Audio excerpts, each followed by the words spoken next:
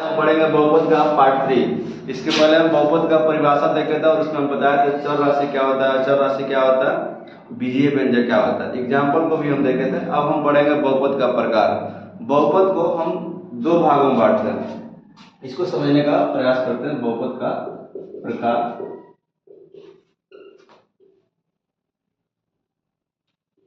एक इसमें है पद के अनुसार,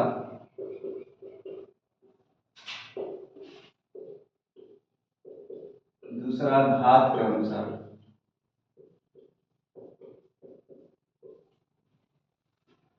अब पहला समझेंगे पद के अनुसार। इसमें आता है एक नंबर एक पदी बहुपद,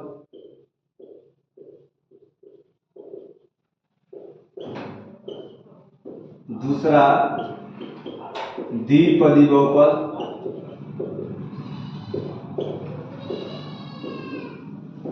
तीसरा त्रिपदी बहुपद,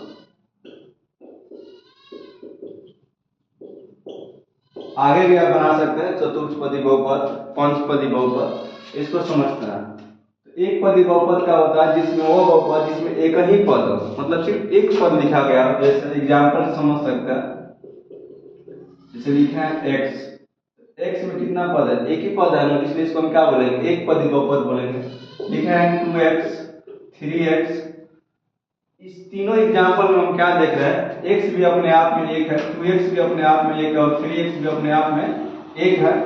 100 भी लिख सकते हैं क्योंकि 100 भी बहुपद होता है। तो 100 कितना बार लिखा गया, एक ही बार लिखा गया है ना, इसलिए इसको हम बोलेंगे एक पदी बहुपद।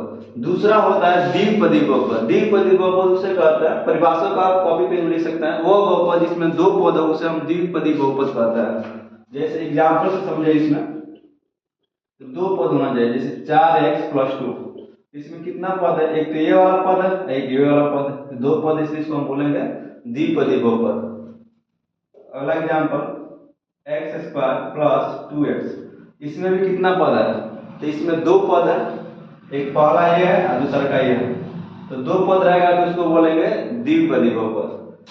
अगला है त्रिपदी बहुपद। त्रिपदी बहुपद की परिभाषा की बात करें तो वह बहुपद जिसमें तीन पद है उसे त्रिपदी बहुपद कहते हैं।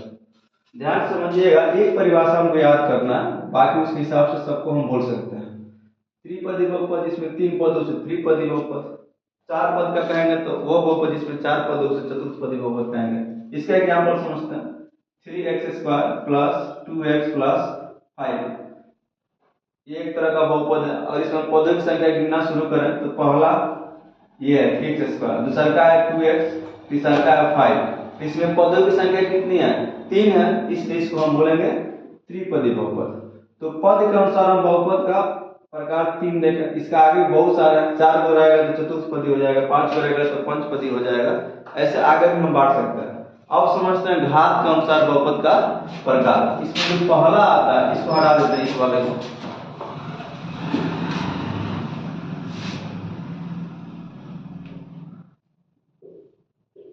इसमें पहला आता है उसका वो होता है रैखिक बहुपद।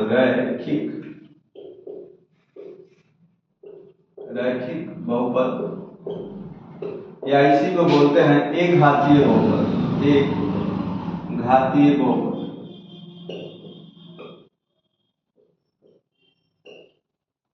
एक घातीय बहुपद। इसका अगर परिभाषा की बात करें तो वह बहुपद जिसका घात एक हो उसे हम रैखिक बहुपद कहते हैं। वो बहुपद जिसका घात एक हो उसे हम रैखिक बहुपद कहते हैं। इसका व्यापक रूप होता है, व्यापक रूप ax + b होता है, जहां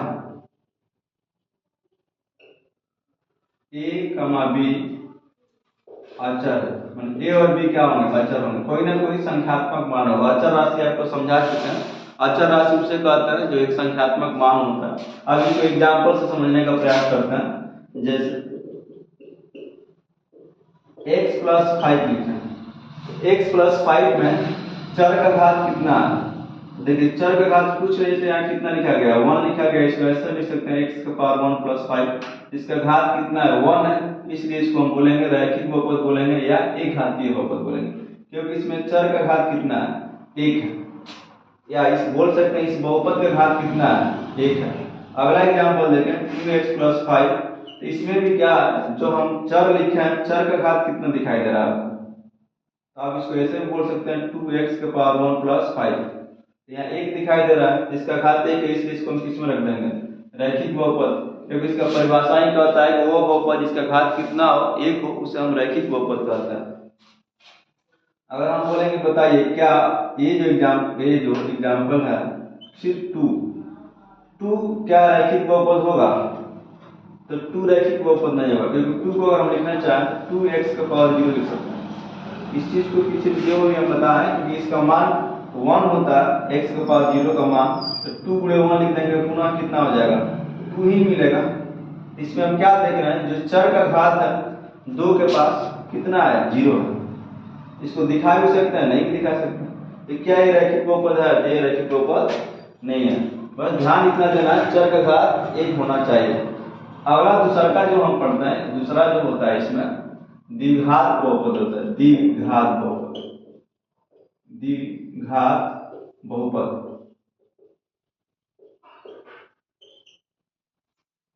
इसके परिभाषा की बात करें तो वह बहुपद जिसका घात 2 हो उसे द्विघात बहुपद कहते हैं। वह बहुपद जिसका घात 2 हो उसे द्विघात बहुपद कहते हैं। इसका घात कितना होगा 2 होगा। व्यापक रूप की बात करें, व्यापक रूप, तो व्यापक रूप इसका होता है ax² bx + c = 0, जहां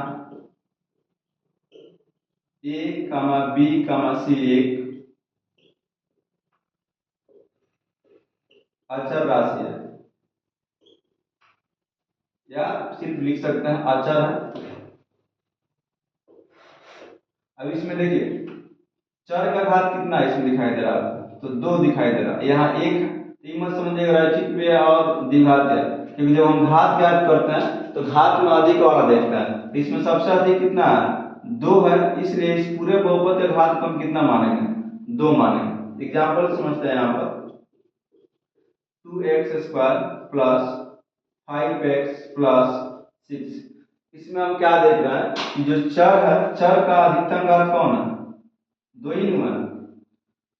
अब इसको ध्यान मत दीजिए कि यहाँ 1 है और यहाँ 2 है, इसका नाम दोनों होगा, रैखिक भी होगा और द्विघात भी होगा, ऐसा नहीं होता। हम अधिक से अधिक देखते हैं, जो चर का अधिकतम घात होगा वही बहुपद का घात होता है। इसका घात कितना होगा इस क्वेश्चन में, इसका घात होगा 2। तो जब घात 2 होगा तो परिभाषा के अनुसार वो बहुपद जिसका घात कितना है द्वि मतलब 2, उसे ही द्विघात बहुपद कहते हैं। इसलिए इसका एग्जाम्पल द्विघात बहुपद का। और भी एग्जाम्पल देख सकते हैं, इधर साइड में लिखते हैं 6x² ^ 2 - 3x + 5। ये भी द्विघात बहुपद होगा, क्योंकि इसका घात कितना है 2 है। और भी देख सकते हैं x² + 2, इसमें भी घात कितना है, इसलिए भी द्विघात बहुपद होगा। अगला एग्जाम्पल सिर्फ अपने y², तो y² भी क्या होगा, इसका घात अधिकतम घात 2 है, इसलिए इसको हम क्या कहेंगे द्विघात बहुपद कहेंगे। ये व्यापक रूप में देख रहे हैं आप ax² bx + c, इसकी आवश्यकता आगे पड़ेगी तो हम इसको समझाएंगे। अभी इतना समझिए कि जिसका घात 2 होगा उसको द्विघात कहेंगे। अगला जो इसमें त्रिघात बहुपद, त्रिघात बहुपद, इसको समझने का प्रयास करते हैं। नंबर तीसरा जो त्रिघात बहुपद, इसका परिभाषा होता है वह बहुपद जिसका घात 3 हो उसे त्रिघात बहुपद कहते हैं। वह बहुपद जिसका घात 3 हो उसे हम त्रिघात बहुपद कहते हैं। घात 3 होगा उसे हम कहेंगे त्रिघात बहुपद। इसका जो व्यापक रूप होता है, व्यापक रूप ax² bx + cx + d होता है, जहां a, b, c, d एक अचर राशि है, अचर है, मतलब a, b, c, d कोई ना कोई क्या हुआ एक संख्यात्मक मान होगा। आइए इसको एग्जाम्पल समझते हैं। लिखें x³ + 3, इसमें देख रहा है कि अधिकतम घात कितना है, 3 है, इसलिए इसका घात जब 3 होगा तो एक कौन बहुपद होगा, क्या रैखिक बहुपद होगा, द्विघात बहुपद होगा। तो नहीं घात इसका 1 है, नहीं 2 है, घात कितना है 3 है, इसलिए इसका नाम क्या होगा, त्रिघात बहुपद। दूसरा एग्जाम्पल की बात करें तो x 2x के power 3 plus 3x² plus 2x plus 5, इसमें भी चर का जो घात अधिकतम कितना है 3 है, क्या वो देख सकते हैं। तो ये भी क्या होगा आपका त्रिघात बहुपद होगा। और भी एग्जाम्पल की बात करें अपने हिसाब से आप एग्जाम्पल बता सकते हैं, घात अधिक से अधिक कितना होना चाहिए, 3 होना चाहिए। 9x के power 3 minus 3x² plus 2x plus 5। आप देखिए इस 2 और 1 को ध्यान में दीजिए, अधिकतम घात कितना होना चाहिए चर का 3 होना चाहिए, क्योंकि अधिक जो होता है वही पूरे का घात लिया जाता है। इसका घात कितना हो जाएगा 3 हो जाएगा, 2 और 1 ना बोलकर क्या बोलेंगे 3 बोलेंगे, इसलिए ये किसका एग्जाम्पल होगा, त्रिघात बहुपद का एग्जाम्पल होगा। इस चीज को आप समझे होंगे। पद के अनुसार भी हम बहुपद को कई भागों में बांट सकते हैं, जैसे एक पदी बहुपद जिसमें 1 पद होगा, द्विपदी बहुपद जिसमें 2 पद होगा, त्रिपदी बहुपद जिसमें 3 पद होगा। आगे भी अपने हिसाब से नाम के अनुसार हम बांट सकते हैं, चतुर्थपदी बहुपद जिसमें 4 पद होगा, और घात के अनुसार भी आगे भी हम बांट सकते हैं, रैखिक बहुपद जिसमें 1 घात हो या एकघातीय बहुपद, द्विघात बहुपद जिसमें 2 घात हो, त्रिघात बहुपद जिसमें 3 घात हो, वैसे चतुर्थ घात बहुपद जिसमें 4 घात हो, पंचघात बहुपद जिसमें 5 घात हो। इस तरह चीजों को हम बांट सकते हैं। आगे फिर हम अगले वीडियो में मिलेंगे।